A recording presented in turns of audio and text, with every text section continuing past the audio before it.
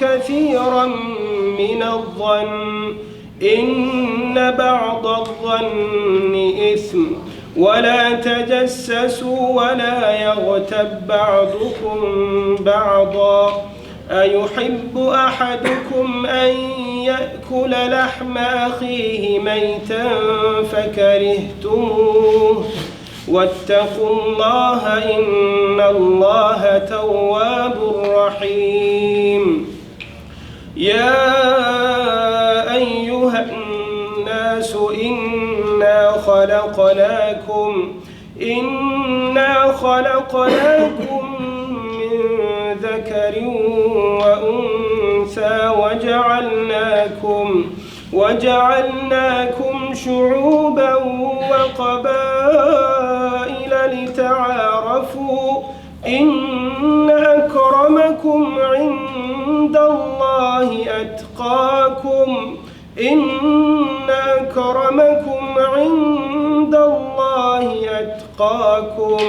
إن الله عليم خبير صدق الله العظيم. And we ask Allah subhanahu wa ta'ala to send peace and blessings upon His beloved Muhammad sallallahu alaihi wasallam, all the messengers that He has sent throughout time and the annals of history to guide mankind to the right path. The topic or the theme today is celebrating color, and it's to bring to the floor the struggle of the colored people in the world, and specifically with the focus in the Americas. I start off by sharing with you a personal thing. Whenever I used to be up to nonsense when I was small, my father used to always tell me, "Boy, remember where you came from." And I didn't understand why he kept saying that. He used to always say, "Remember where you came from." And then as I grew, he said, "Remember where you came from, it'll humble you." And I still get into nonsense, he tells me the same thing. It always reminds me, remember where you came from. The problem that we see, the intolerance that we see within some people, it's due to a lack of knowledge. And there's a mentality among some people that they will deny the civilizations of other people. They will deny. They will try to take them out of history or interpret in a different way. Or they'll interpret in a way which creates fear within people, for certain people, and alienation for certain groups of people. So today we are here to strive and to continue, and we want to uplift this ignorance, and we have to strive continuously and perpetually to live in love and harmony with one another by understanding, by appreciating our differences and getting to know our similarities that we have. Now we as people of faith, as believers, we know Allah subhanahu wa ta'ala tells us in the Quran, وَمِنْ آيَاتِ خَلْقُ السَّمَاوَاتِ وَالْأَرْضِ وَاخْتِلَافُ أَلْسِنَتِكُمْ وَأَلْوَانِكُمْ إِنَّ فِي ذَلِكَ لَآيَاتٍ لِلْعَالَمِينَ. Allah subhanahu wa ta'ala says from God's miracles, from His signs, one is that He has created the heavens and the earth and all that exists. But another is that He has created اختلاف ألسنتكم, the different languages that you speak. That's a creation of God. The different languages that you speak and the different ethnicities, وَأَلْوَانِكُمْ, and your different ethnicities that He has created. And the verse that I had recited, Allah subhanahu wa ta'ala tells us that when it comes to nearness and proximity to God, it's not the color of your skin nor the language that you speak, but it's consciousness of God. It's consciousness of God. Being conscious of God and fulfilling all that God has commanded us to do. And right before that, Allah subhanahu wa ta'ala tells us that we have created you in nations and tribes so that you may get to know one another. You may get to know one another. Because of the lack of interaction that we have between us as people, there's a lack of acknowledgement to certain people who deserve it, or a lack of acknowledgement in history to people that deserve it. So we have to interact, and by interacting, we realize again our differences, and we come to know of our similarities. But differences are not necessarily a bad thing. Difference is actually what gives way to advancement. It's the fact that you differ with me that you will think otherwise. You will challenge the way I think. Therefore, both of us will progress because of challenging and being different. Now, going to the topic at hand, For centuries, people believed that, Christopher Columbus was the first man who traveled from the old world or the old continent across the Atlantic and came to the New World. But now, numerous evidence suggests that the people from West Africa and Arabs from Spain arrived in the Americas 5 to 6 centuries before Columbus. Now, mainstream historians have not fully acknowledged this growing research, and some will go to the extent to even may deny it or turn a blind eye to it. The matter of the fact is that there is such a constantly growing, extensive body of cultural, archaeological, anthropological, linguistic evidence that supports the presence of people and civilizations prior to Christopher Columbus that it cannot be denied. You cannot completely deny it. You may challenge it, but you can't deny it. Western and Northern African, many of whom were Muslim people of the Islamic faith, were in the Americas and in the Caribbean. So in the mid-1900s, by the way, there's supposed to be a presentation. So that's what's supposed to get everybody to understand a little bit more the visual side of what I'm speaking about. So I have a lot of pictures. It would make a lot more sense to you brothers and sisters if you guys could see it. So now what you have to do, the challenge for you is to really pay attention to what I'm saying. And the challenge for me is to draw that picture in your mind right now, okay? But ancient writing, you can't draw that. So you just have to bear with me and trust in what I say for now. And I'll give you guys the references afterwards. So in the mid-1900s, you have, America is recovering from the Depression, and now, you have the major cities being built. Now they're expanding. So due to the expansion, there's a lot of excavations that are happening. They're digging up places. So as you dig, when you excavate, you're actually traveling back in time. Because you can go layer by layer. And as you go layer by layer, you're actually traveling back in time. So as they're excavating throughout America, especially in the southwest part of America, they started finding artifacts and other objects that had Phoenician writing on it. They had Celtic writing, Latin writing. They also found an inscription which they could not clearly decipher. So then came along a professor known by the name of Barry Fell. He was a linguist and an archaeologist. He taught in, if I'm correct, he taught in Harvard. So because being a linguist, he came and they handed these artifacts that they could not decipher. And if I could show you the picture, if you're familiar with how to write Muhammad in Arabic, picture that a little bit differently. That's what it said. But it actually said Nabiyullah Muhammad, right? So Professor Berryfeld comes along and then he looks at it and he says, well, I don't know exactly what it is, but I can tell you this, that it looks like ancient Libyan script from North Africa. And others, the ancient Kufic Arabic writing. So he traveled to West Africa, and in his book, which, Saga America, and before Columbus, they came before Columbus, America BC, in his books, he talks about this. He has a series of books that he talks about this. He traveled to West Africa and Libya to confirm his finding, and as when he saw it, he predicted this was ancient Kufic writing, Libyan script. It was ancient Kufic writing, and it said, the scholars told him, it says Nabiullah Muhammad, the messenger of God, Muhammad. But these are just a few facts that I'm sharing with you. They found, well, he throughout his research and study, he came to the conclusion that Muslims from Africa had come through the Pacific into the Americas. They came and mingled with the existing people. There were people, Muslims, they came as tradesmen, and I'll tell you how that happened. So when they came and they mingled with the existing civilization, and they contributed to the growing society. Then there is a book known as Before Columbus, written by Cyrus Gordon. In his book, he talks about coins and other artifacts, swords and other things, dating back to the 800 AD. 800 AD, that's way before Columbus, right? 800 AD, that have, again, Kufic inscriptions on it, Kufic Arabic inscriptions on it. And they found these, not one, two, but hordes of coins, right? In the eastern a part of Venezuela, in Venezuela and the eastern part of America.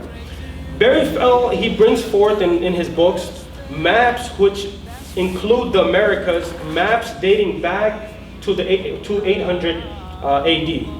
There was a geographer by the name of Al-Mas'udi. He was a descendant of the famous companion of the Prophet, Abdullah ibn Mas'ud radiallahu ta'ala an, therefore Al-Mas'udi. He wrote a book in 800 AD, Muruj al-Zahab wa Madadin al-Jawhar, meadows of gold and mines of gems.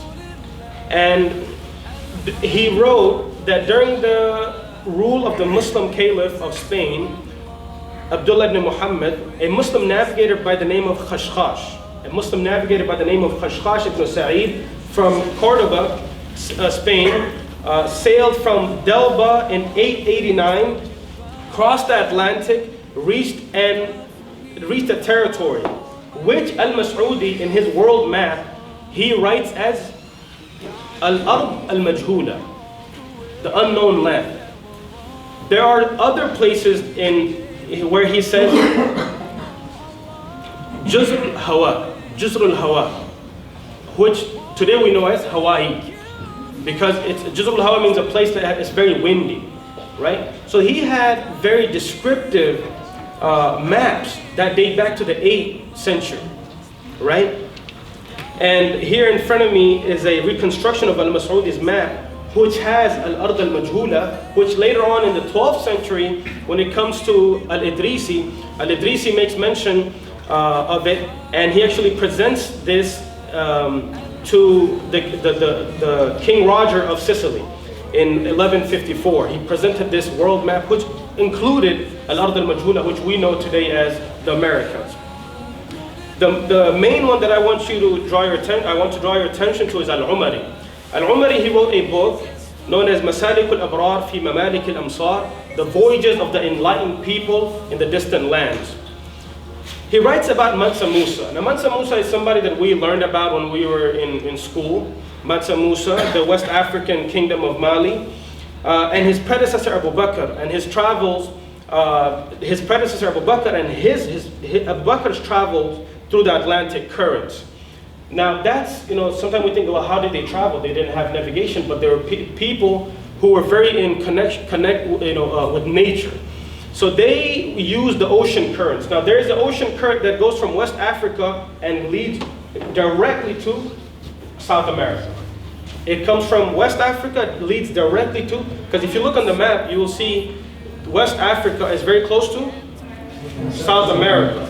And there are currents that run directly to. You don't need machinery, you just have to follow the current and you will go. And that's how people would travel in those days. So those people, that Mansa Musa, his forefather Mansa Musa talks about, Al-Umari mentions that Mansa Musa, he talked about his predecessor Abu Bakr, who went using the Atlantic current with a fleet of 2,000 ships. He went. And these people are known as the Mandinka people. The Mandinka people. The people that are, familiar with South American culture, they will know that today they don't say Mandinka, they say Mandingo. That's the word they use, Mandingo. Now Mandingo today, what it means is that somebody who's very strong and masculine. That's what Mandingo means. But in those days, it was because of the king. And they spoke the Mande language. So their descendants, they spread from all around South America, and they're descendants of West Africa and the Mali Empire. So we find we today find Mandinka writings all around, throughout the Amazon River, through Peru, through Mexico, southwest of the USA. And this is mentioned by Leo Wiener in his book Africa and the Discovery of America. Recently, a research team from the University of Rhode Island, they were excavating and they came across remnants of Muslim seafarers who were in the eastern shores of America, who settled in the eastern shores of America. So researchers from Rhode Island University, they were not expecting to find what they found. The professor who was heading this project, Professor Ivan Yuresko, in charge of the research team, said, "We were expecting to find traces of prehistoric Native American settlements." We went in there, we were expecting to find prehistoric Native American settlements, as we have found in the past decades. We were not prepared to find 9th century clay pots containing ancient manuscripts written in the Kufic Arabic language. Now, if I can show you the picture, you will see what they found, the manuscripts that they found. So the team of researchers, fell upon what they said was a mass tomb of 9th century seafarers who had settled in the eastern shores of America. And they found a number of items. They found clothing, coins, they found short blades, and they found 2 clay pots which were, surprisingly in a good state, one of them containing the precious manuscripts. So today, there are scholars who acknowledge the fact that the navigational accomplishments of the Muslims, even before Columbus, pre-Columbus, were very significant indeed. They were very well developed. The record confirms that they rapidly explored and colonized a substantial portion of the old world by the 9th and 10th century. Columbus himself was indebted to Muslim seafaring skills, and there is little doubt that Muslims had the technological expertise to have reached the New World, as we talked about all the things that they have found as they went along. Now, because of time, I'm going to fast forward. You have Columbus, Balboa, and Ferdinand. During his first voyage in 1492, instead of arriving where he intended to arrive, wherever he was intending to go, Columbus reached the New World. And history, usually that we know of, it begins from Columbus, coming in 1492, and he's the first civilized man in the new to-be civilized world. And he actually comes and he lands in the New World. He landed on an island known as the Bahamas. I mean, it's a question, it's a matter of debate. Did he discover the Americas, or was he discovered? Because when you were intending to go somewhere else and you end up somewhere else, that means you couldn't go where you wanted to go, but now you were found by somebody else, so maybe you were rediscovered. But that's up for debate. But he was not the first European in the Americas. As we know, from 1792, Columbus Day was celebrated in October 12th, and then officially in America, in the USA, in 1934, it was declared as an official holiday. So now this begins a new chapter. So you have, people, that were there before Columbus. And Columbus, there's something known as the memoirs of Columbus, the memoirs of Ferdinand. And if you go through these manuscripts, his own writing and his own experiences, he is very familiar with the Muslim culture, Islamic culture, and he's very familiar with the West African and North African culture. So this now begins a new chapter in the annals of history of the Americas.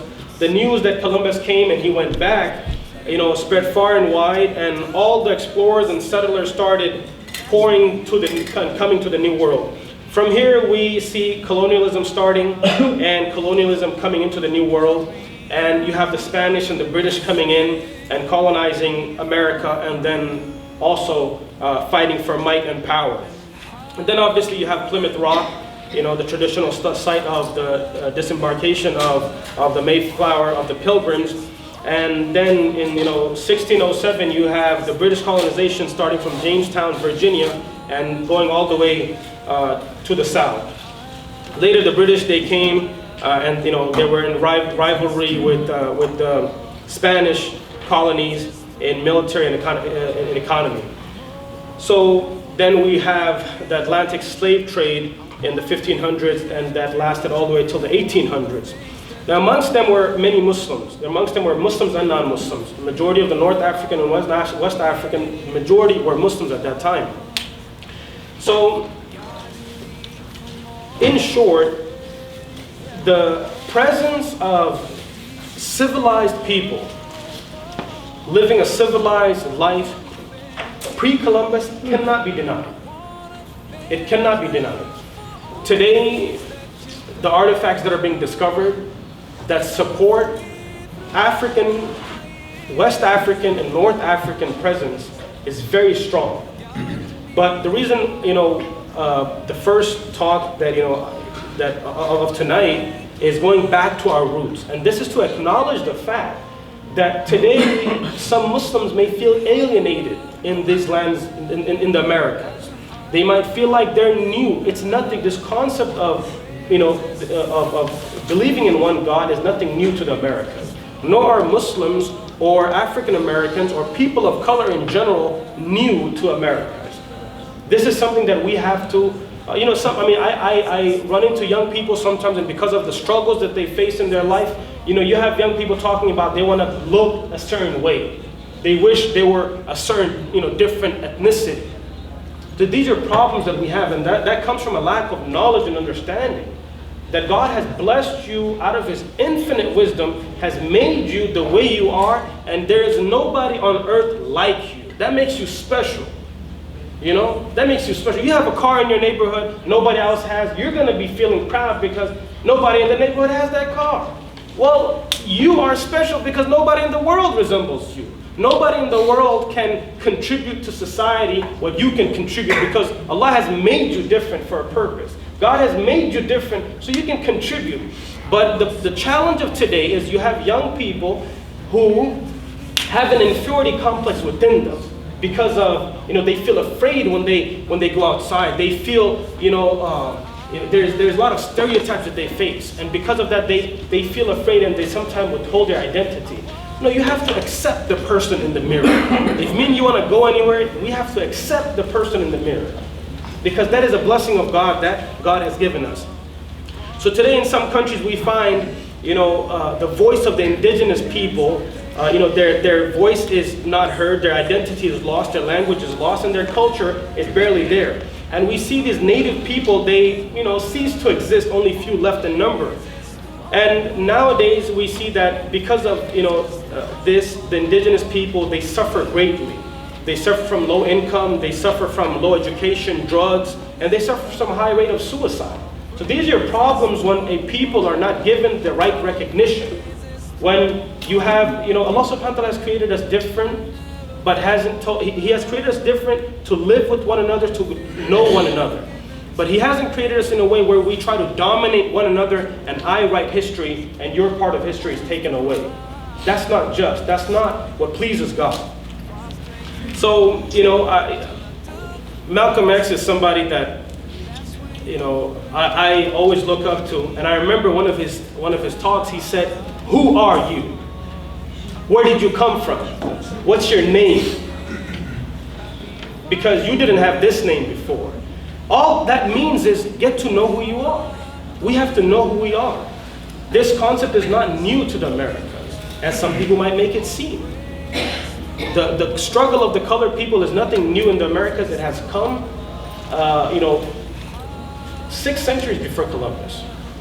So with that, I wish I had the presentation. I would have spoke a little bit slower, and you guys would have had some visual to go along with all the stuff that I'm saying, all the dates I'm throwing out there, and names, So I hope that there's some benefit for myself and you, and Allah subhanahu wa ta'ala. Jazakumullah khair. Assalamu alaikum.